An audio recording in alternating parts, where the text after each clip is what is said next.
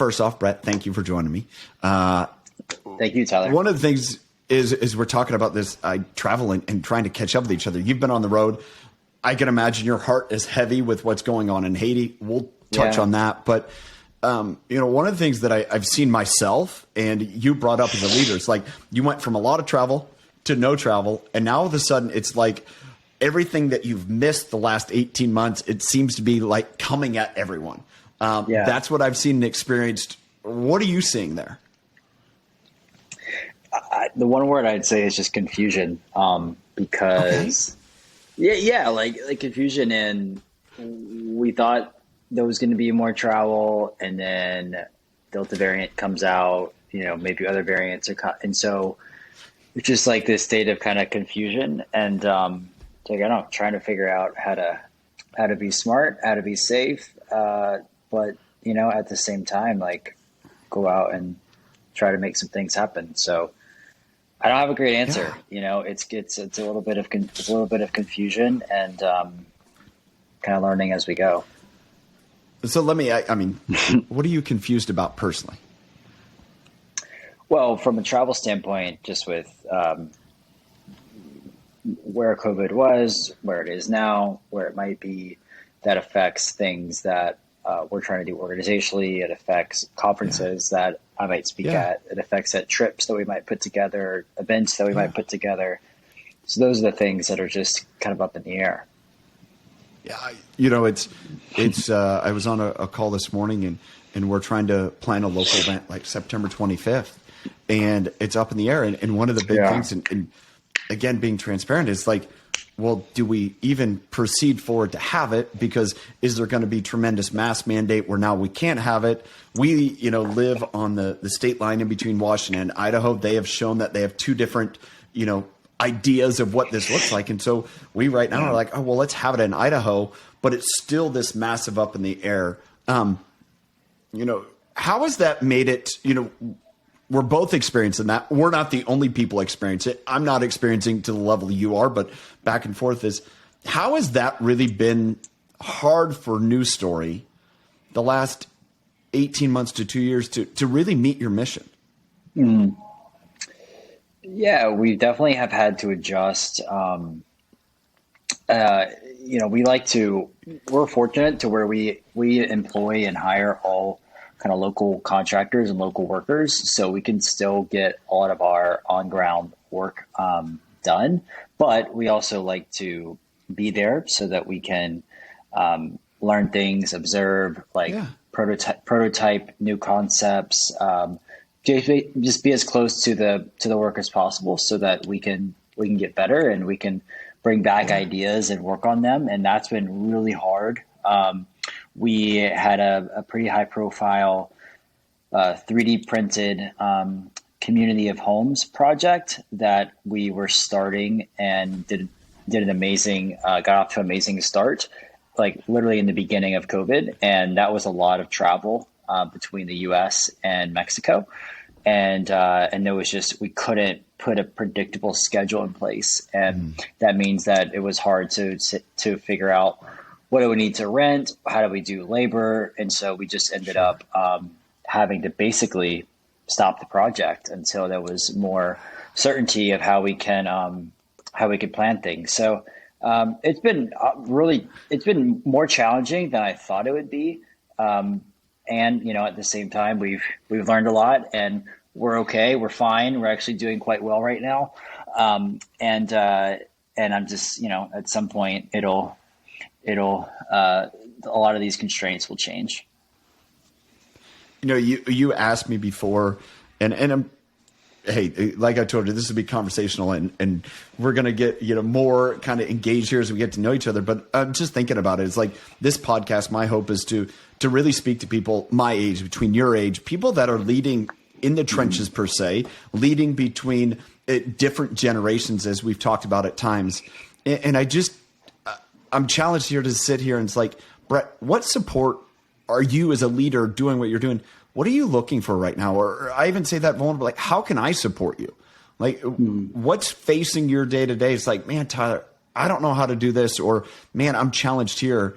I guess there's a part of me, it's just like, honestly, I want to ask you, how can I help you? What can I do? I don't know if that's fair or not. And again, this is just conversation. Sure.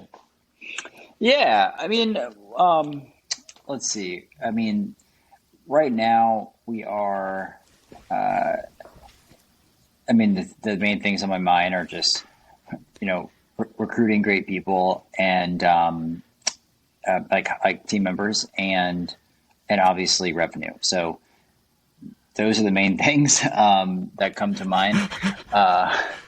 Probably. Oh, wait a second. I think you just hit on every challenge that every single person has. Because as you're saying that, and I'm stopping and I'm thinking, all right, Tyler, the two things that you're thinking about this week are how do we recruit people and drive revenue? Oh, okay, yeah, you check the box, man.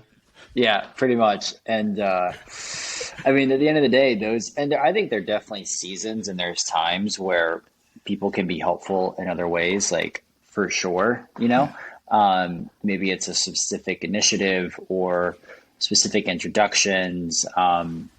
But I think the what's pretty consistent are those two things, right? And so yeah, that's what's on my mind. Well, let's talk about, because I know you've done, as I prepared for this, and really, one of the things that I realized that, you've built a pretty amazing team. And you've done that. You've been able to, scale and grow. You've had great experiences through Y Combinator. Like, what do you focus on in recruiting? And because you've done a good job of it, and what's important, because I believe this, if you focus there, the rest of the stuff will come. But that's my thought. Yeah, I mean, this morning I had a long conversation with one of my executive team members, and it was all around how, I personally should be doing even more with recruiting, setting up the next few years. And I really do think at the companies that I admire most, the founders and the leaders that I admire most that have built just really impactful organizations that have, whether it's for-profit, nonprofit, whatever it is, I mean, sports teams, anything. It's like they know that the number one thing is your talent and your people and your culture. And there's a mantra that we kind of took on from a venture capitalist, a famous venture capitalist told us this. It's very simple, but the team you build is the company you build. And I think that is not always at the forefront of leaders. And I think that I just get more and more conviction, and that's the most important thing. And so that is, as far as how we do it, it's really, I think it really comes down to how obsessed and maniacal are you about it? And the people that are usually the most are the ones that are getting talent, getting better at recruiting, getting better at the experience once somebody comes into the organization. And it's also an allocation of resources, which to me is usually budget and time, right? So for example, having more of your hiring managers have an even higher, sourcing quota for the week, that means they're going to have to spend more time there and less time working on somewhere else. So that's an investment of time. And what you're basically saying is, well, the return is going to be in, better candidates that are coming through, which is ultimately going to lead to more high impact team members. So yeah, I don't think it's rocket science. I think it is just being intentional and being really committed and really putting your money where your mouth is. Both with how much time you're spending on it, but also the package that you'll offer to people, which is a whole nother topic I can get into of where my head's at on that. And yeah, man, just being obsessed with it. That's what comes to mind. That's not the most philosophical or I just think the more leaders I'm around, the more CEOs I'm around that have kind of ingrained that into the company and into their team, those are the ones that have the best teams. Yeah. One of the things, and again, as is listening to all your different conversations, and that's how I've gotten to this point to know about you, and thankful that Brad Lomenick connected us. Yes, and thank you, Brad. Thankful to just learn about you. And I didn't know much about Brett. I didn't know much about News Story, and glad that I do, because it's a part of life that's like, okay, that's one, really innovative and cool, and two, it's also driven by this desire. Hey, there's a different way to do it, but it comes down to one of the things that I picked up so much is that let's focus on the culture. Let's focus on why we're doing this, who we're doing for, which, as I've continued to hear from leaders, is like, the more you speak your vision and live your vision and let that flow out, the right people will be there. And when you allow the right people to be there, man, again, it comes back to that, things fix themselves. And so when you mentioned, people are challenging, or you're saying, hey, I need to do more in this recruiting, what does that look like for Brett to do? Or what are you wrestling with? How do I do that? Maybe that's a question in of itself. I mean, it's really like, a lot of it is just a grind and a slog of dedicating time and just like really thinking through, reaching out to people, asking for conversations, going through my network, figuring out who can introduce me to who, what can I do that could drive inbound traffic, meaning like candidate traffic. And it's really just like, I just block off time. I have recruiting blocks, and I think it's going to probably even double. And I'm just sitting there trying to be creative, resourceful, think outside the box, write, compelling emails to folks that can introduce me to people. And that's it. It's not this shiny and sexy thing. It's just like doing that. And when you do that consistently, it compounds, and you start to have some really interesting conversations, and also learning from people. Right. So for example, there was this really great, there was a tweet that I kept seeing in kind of the tech and venture capital Twitter world. And it was from the former head of people and recruiting. He basically started their people team at DoorDash, and DoorDash, for those listening, has become a breakaway success. And when I was living in San Francisco and Silicon Valley, there were so many competitors to DoorDash. I mean, there still are, but DoorDash has like very much pulled ahead. I think it's now a $60 or $70 billion company after they went public. Like it's just like been incredible. And, there were so many competitors, right? They were all trying to do this, deliver food. Right. And what DoorDash did is they out recruited, right? They recruited the best people from the best places. And like, that was their strategy. And so I saw their former head of recruiting and people tweet about what their strategy. And so I reached out to him, and I got on a call with him, and I'm going to have another call with him, and I'm going to ask him to be an advisor and to teach me. Yeah. And I recorded, I'm being like very practical right now, right? I recorded our conversation, and I sent it to my exec team, to my hiring managers, to our directors, to our new head of people and culture, and said, like, this is basically the modern Michael Jordan of recruiting. And how could we not learn from what they did? Which is very different than what the traditional, normal, like, expectations are when it comes to recruiting. And that's the kind of stuff that like really separates and really differentiates you. So that's a very practical answer to how I spend time doing it. Well, here's the thing about that is what works isn't necessarily the craziest, randomest idea. What works is what works. Mm-hmm. And sometimes it's just putting that idea into action.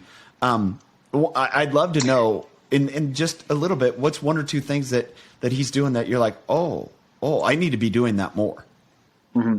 Yeah. I mean, the first thing is very obvious, but it's, it's not, and this is somewhat difficult for News Story because in our space, we've started to build a decent awareness and brand as an innovative, social impact organization. So we do get really good inbound candidates, right? Like really good inbound candidates. And we've hired a lot of folks from that.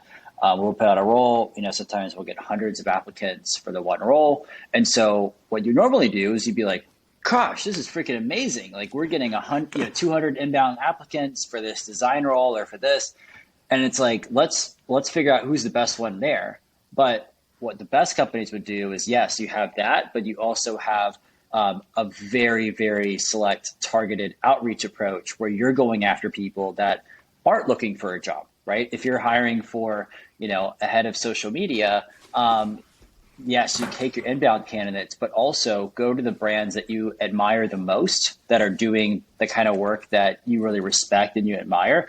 And maybe don't go after the head there, but go after the person that's right underneath the head and pitch them, poach them, and then get them on the phone to get them interested in what it could look like to have a role. So that's the kind of stuff that that's one example, right? And the best companies at recruiting are doing that, and they have a process for it, and they have a system, and that's what they're doing. And that not a lot of folks are doing it that way. So looking at that, we're off of learning about Brett, but I love this subject because it's so applicable. Is like, okay, so you do that, and maybe he shared, but this is one of the things that you have to work through because there's a downside to everything, which is fine. Totally. That you have to accept that is like, if that's the case, what do you have to guard against? What are you looking at saying, okay, you have all these people that love the story about News Story. They love this idea of, how to really be a cog in the wheel of homelessness and building structures. And they're coming to you saying, I just want to be a part of what you're doing. And you're saying, well, it's great. I want you, but I'm going to go find someone else. And then I have to convince them that our culture and our mission is for them. What do you see as that challenge? I think, in the past, I don't think it's an either or. We've hired some amazing people that have come in inbound. They've been watching us, right? That's the other thing is folks are watching you, right? They're watching you, they're watching what you do. And then if a role comes out that they're interested in, then there could be some extraordinary applicants that apply from an inbound perspective. So that's definitely still happening, and it's great. I just also think that you need to have an outbound strategy as well, where you're you really are poaching the best people, and you're learning and you're figuring out if a lot of the best people are saying no, why is that, right? And then learning that, you can start to figure out, are there things we should change? Should we think about changing salary, benefits, all of that stuff? That's what we're kind of going through now. Okay. So, it's learning in the process. I love you sharing that. It's valuable because, to me, the stuff that we're going through and learning right now is what we can actually help others with. Because as we're learning through it, you share and there's going to be ideas. So let's do this. Let's put a period at the end of that chapter. I'll say one last thing. I'll say one last thing for folks listening when it comes to recruiting and building your team. News Story is now 6 years in, and we can come back to this maybe towards the end of the podcast. And I'm very excited about how we're moving towards different pay and benefits and all of that stuff. What I would encourage people to do, if you're hiring folks, if you're earlier in your organization, stretch in what you think you should pay people and who you think you can bring onto your team. Don't be capped by certain limitations that you feel are what's expected or what's normal, and try to stretch and try to go higher in order to get better people and figure out what that takes. If that takes way higher percentages than what you were thinking, obviously you need to be smart, and there's a limit to it, but just stretch in what you think. And I promise you, you will get a great return out of that. I'm smiling because you gave me a great segue for one of the things that I learned that you learned in Y Combinator is do things that don't scale. Yeah. And to me, what you just said is, that is not something we'll say, oh, you want to scale. That's what you do is you overpay for great talent. And that's a boiling down what you said. But if you do that, if you overpay for great talent, to me, you're never overpaying. That's where when you grow together. And I have this idea of being an incubator, not an incinerator. Meaning I want somebody to grow within what we're doing and not just burn them up. And to me, that's what you just said. Absolutely. Yeah. Yeah. So what is that idea of, do the things that don't scale? Where did that come from? How have you tried to do that? Run with that a little bit if you can.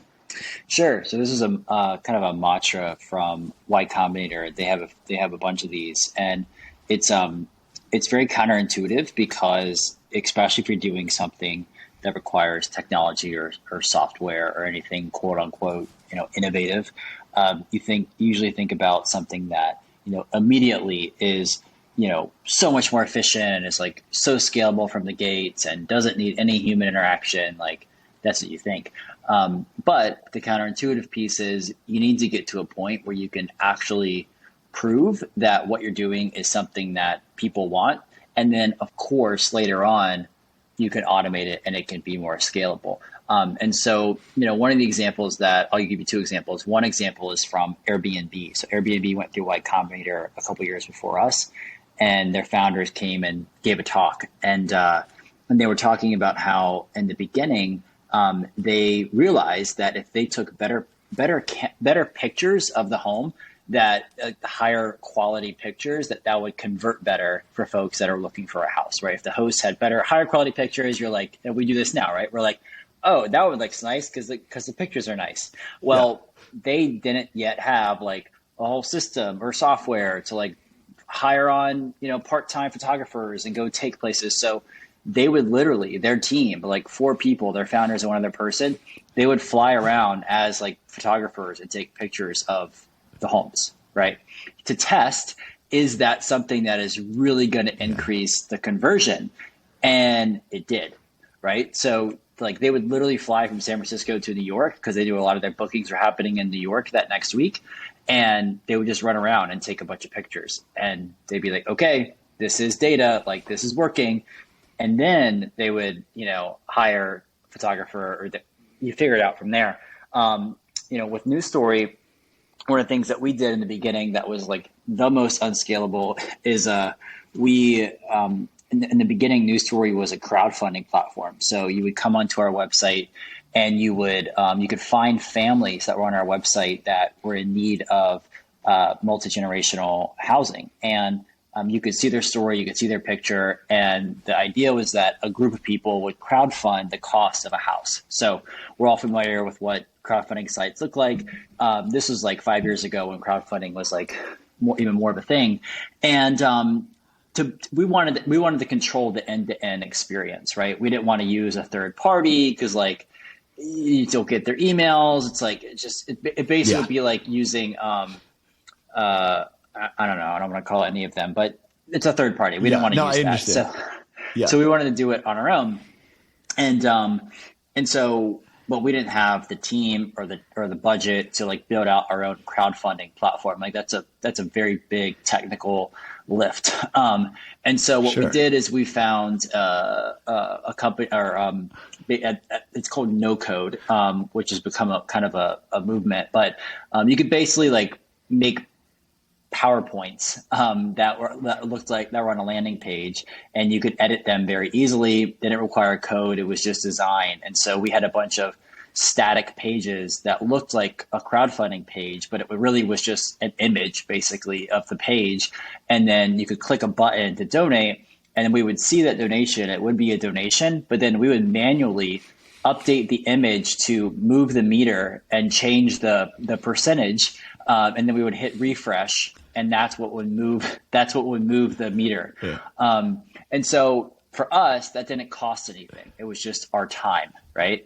And then it proved a concept to a donor base that wanted more transparency, that liked the idea of crowdfunding together with others.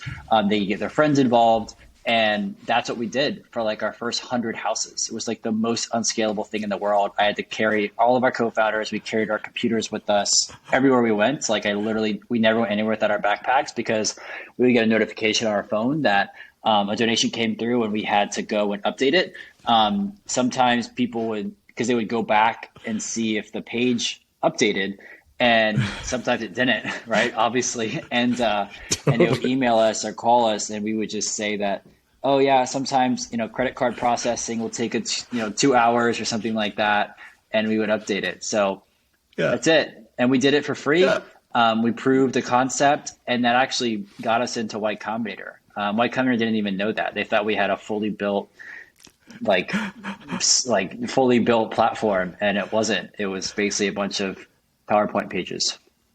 Those are two examples that anybody can do.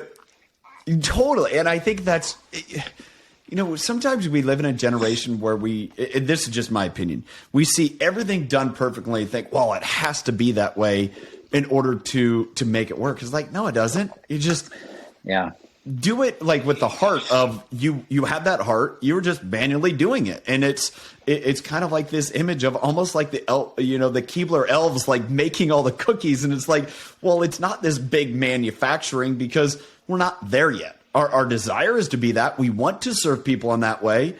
And transparently, this is what we're doing behind the scenes, but it's not a smoke and mirrors. It's just, that's how the system we have to do it. And to me, and I know this idea of being creative, and I just picked this up and I learned it from somewhere. Maybe it was even you, because I have this in my notes. The idea of being creative to me, as I've learned and help direct me here, is not necessarily drawing a picture or designing something or painting. It is There's a problem. I can't do any of that. Where are the tools that I can solve it? And I'm not a creative person in the classic paintings and drawings. I can't. Stick people are but I love.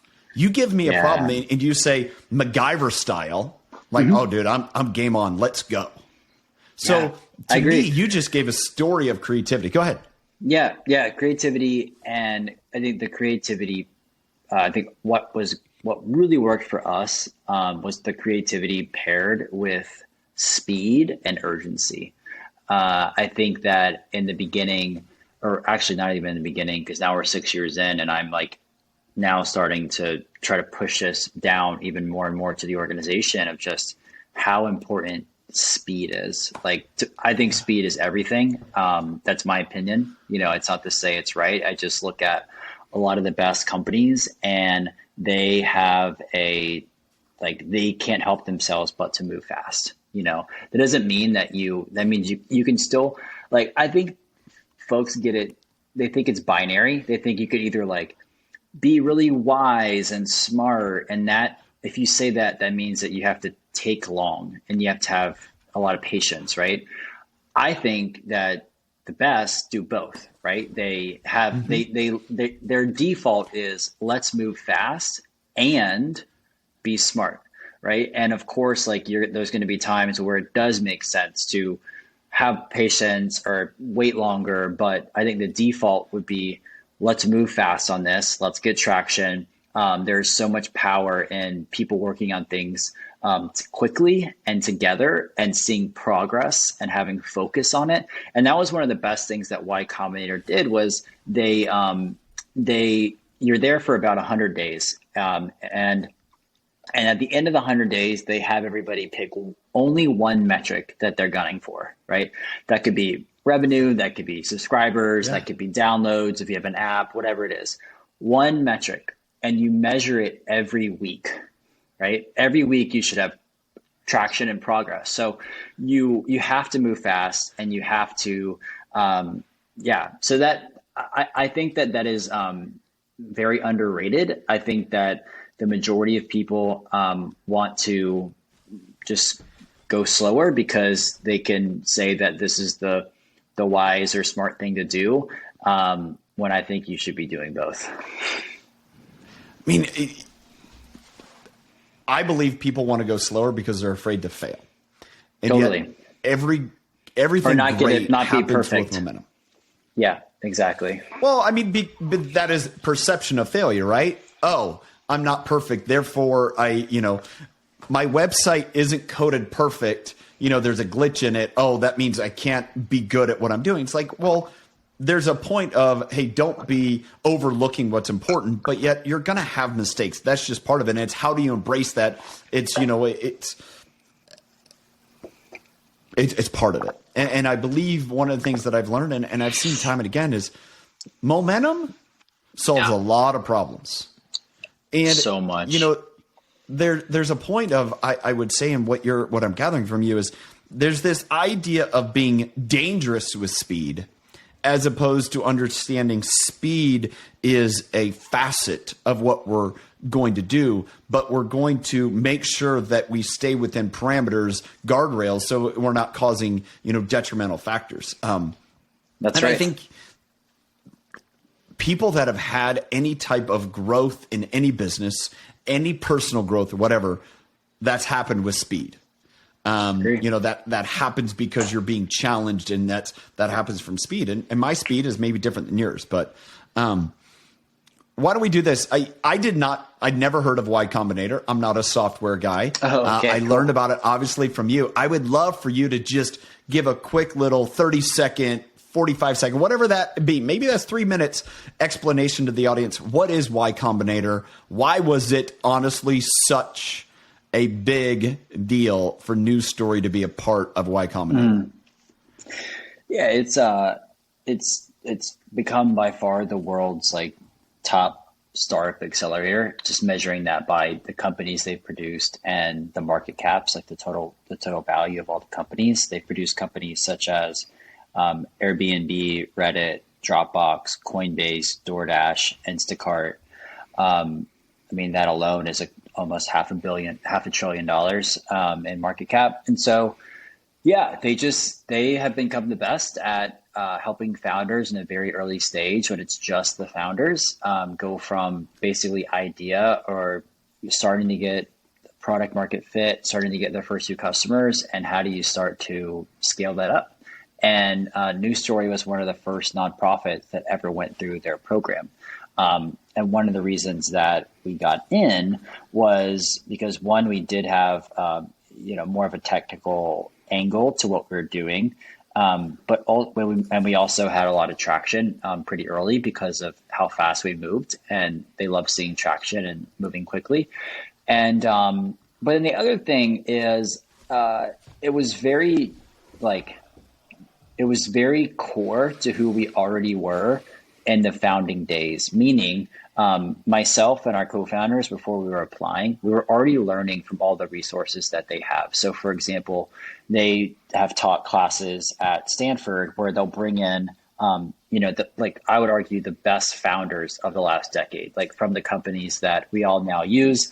9 years ago, DoorDash was just an idea in Palo Alto. They had, maybe 100 customers, and now they have tens of millions, right? How did that happen?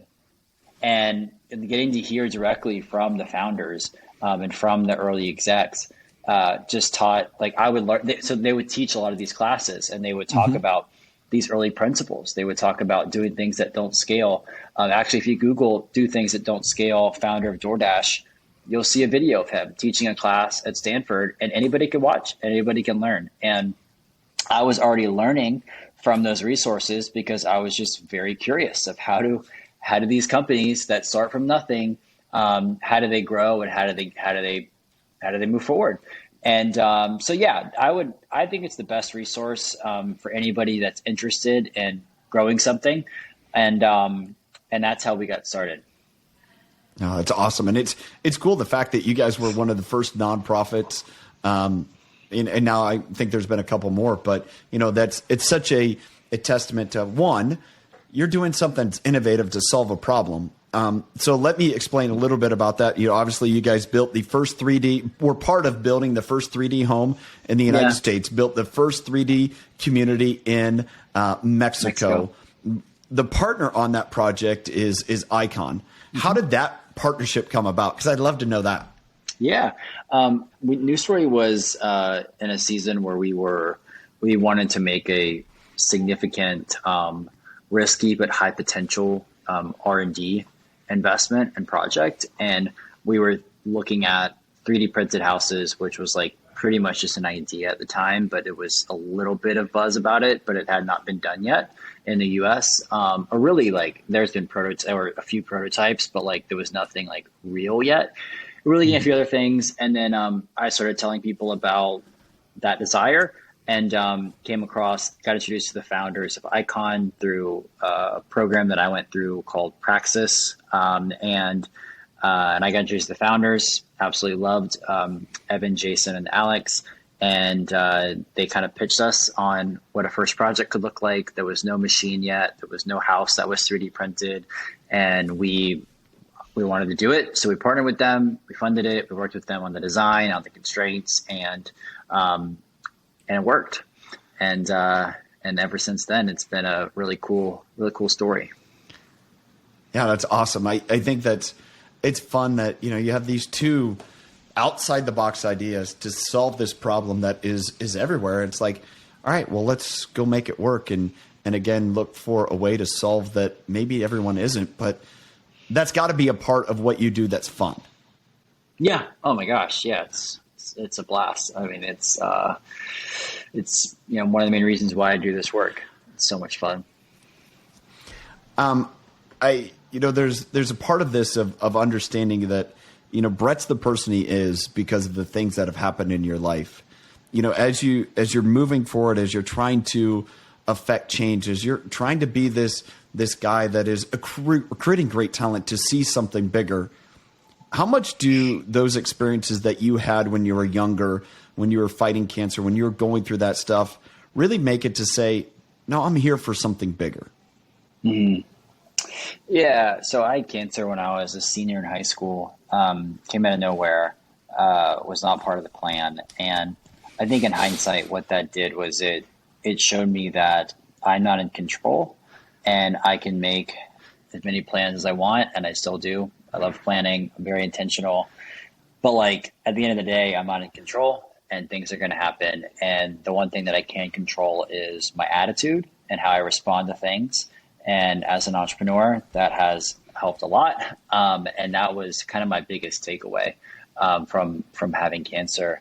And then, I guess moving more into my impact, that to me, that came really through a revived Christian faith. Without that, I was not on a track to dedicate how I was spending my time and what I was caring about. And so that happened a little bit after college, and it really just changed my values and my worldview and what I cared about. And I got really excited to apply some of my ambition and kind of entrepreneurial passion towards an end result that would hopefully be able to help people have a better life. So that's how that happened. No, I appreciate it. And, I've spoken on my podcast about, having, challenges in life as well, that, sometimes you start to zigzag and you understand those zigzags are what help you understand and relate to others. But I as well, it's where the person I am today is because of the faith that I've grown into and continue to grow into and realize it's not about me, even though there's a part of life, everything I was doing was just trying to protect and thought I how to get forward. So I appreciate you sharing that. Yeah, absolutely.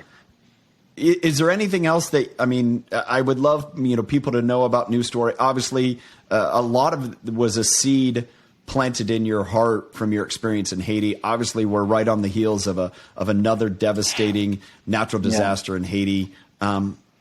One, just kind of explain that for people, but also, how can people know more about New Story? How can they get involved? How can they be a part of this solution? I'd love for people to know that.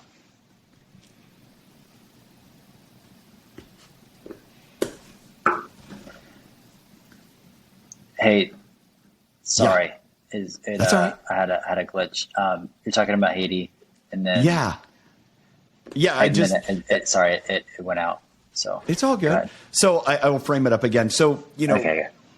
The seed for New Story was planted in your heart, as I learned from a trip to Haiti. Right now, we're on the heels of another natural disaster in Haiti. How one, can people learn more about what New Story is doing, and especially in communities there and other communities, but how can people really say, hey, I want to be a part of this solution with New Story? Mm-hmm. Yeah, you could just go to our website, newstorycharity.org, to learn more. You can also follow us on Instagram and Twitter for information. It's just that handle is at News Story Charity. To get involved, what I like to tell people is when you think about such a big problem that we're working on, and there's obviously other massive problems in the world as well, it's very easy to get paralyzed and not do anything, because you could be like, oh, come on, like what am I actually going to do to help? Like, it doesn't really matter. Like, there's other stuff. Like, I can't even think about it. So I'll just like punt it and not think about it. Yeah. And I get that. I thought of that a lot too. And I still will think that sometimes, for sure, about other things happening in the world. And the reality is you can't help everything. Right. And so I think what I would recommend is what is actually pulling on your heart, or that you find yourself curious about or interested in.